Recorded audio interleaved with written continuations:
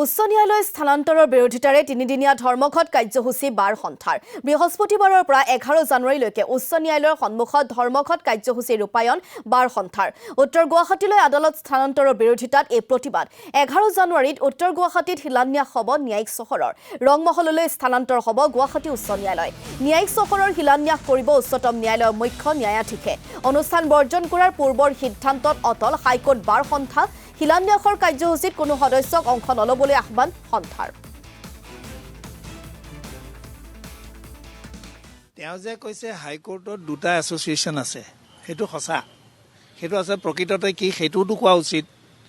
সেইটোৰ মেম্বাৰশ্বিপ বুজাই 50 জনমান আছে নেকি তাৰমানে যিসকল মানুহে চাকৰি তাকৰি কৰি ৰিটায়াৰমেণ্টৰ পিছত বাৰত জইন কৰে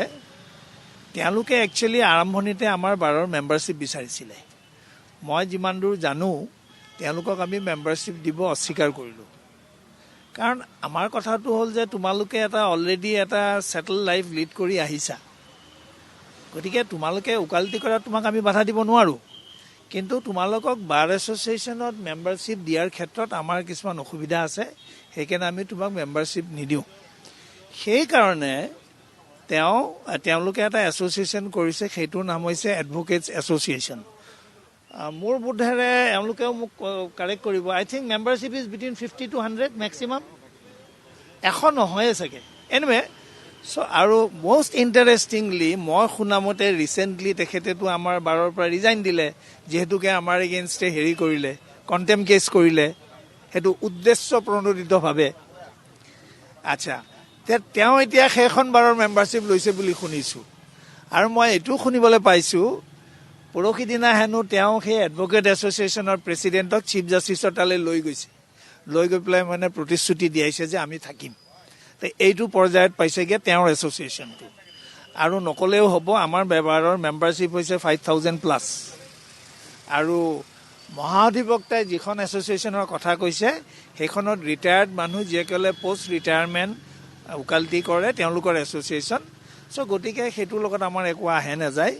আৰু তেওঁলোকে পাৰ্টিচিপেট কৰে নকৰে এইটো তেওঁলোকৰ কথা আমি তেওঁলোকৰ ওপৰত একো